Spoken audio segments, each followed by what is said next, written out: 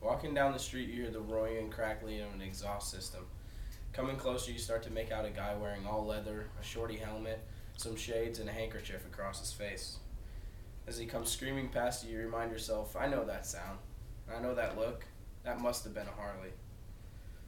Today, I'm going to take you back to the early 1900s to the very beginning of this company. I've read all about Harley's history and have rode and worked on Harleys for over 2 years.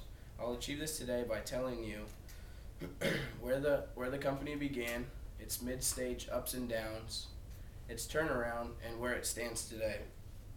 Harley Davidson is a huge success story, but they didn't just get there overnight. It took years and years of hard work. Starting in 1901, when William Henry and Arthur Davidson thought up the idea of an engine mounted on a bicycle.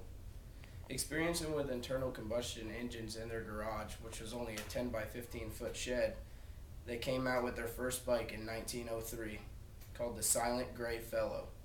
It was 400 cc's and ran and was reliable, but a bit too underpowered.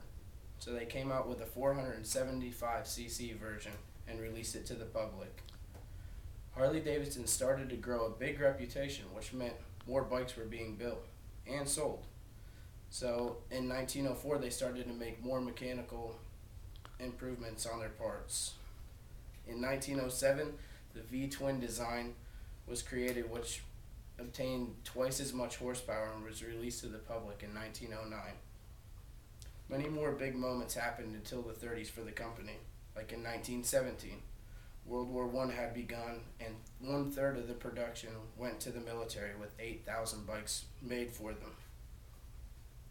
By 1920, Harley Davidson had grown to be the biggest manufacturer in the world with 2,000 dealers in 67 countries worldwide.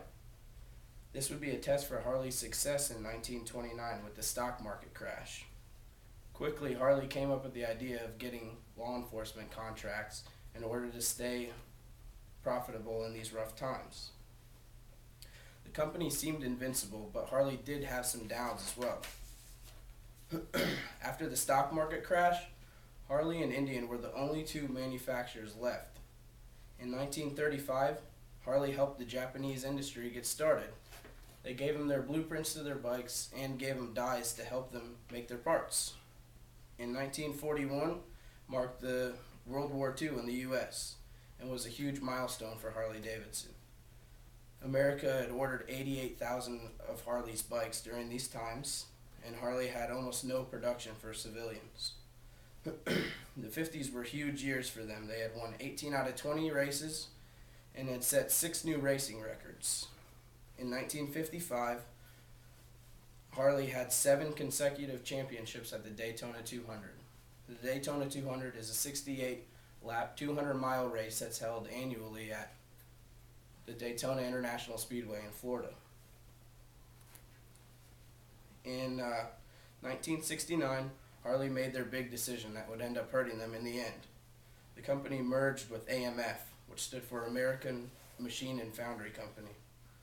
The demand for Harleys was increasing, but the bikes were not ready. They needed to make changes to their bikes, so production costs were increased by $1,000 per bike. Due to increased production, an increase in sales was necessary as well, and Harley's bikes' quality had gone down, and some of them were shipped even unfinished.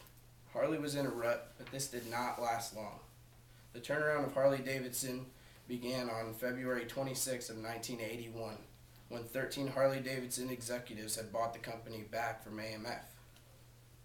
In 1 year, they had lowered production costs and increased the quality of the bike. Changes since the separation of AMF continued to take place, and Harley was back in the American Stock Exchange. Harley Davidson celebrated their 100th year anniversary with 250,000 Harley riders in Milwaukee.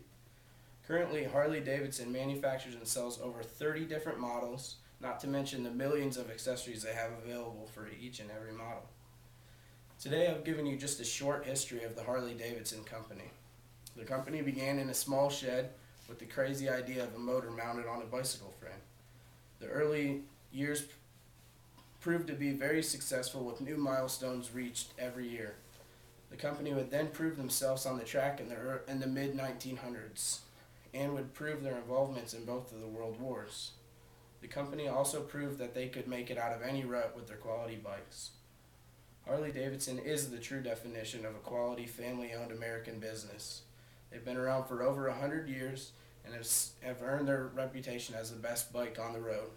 That justifies why I'm a proud owner of a 2000 Fat Boy today.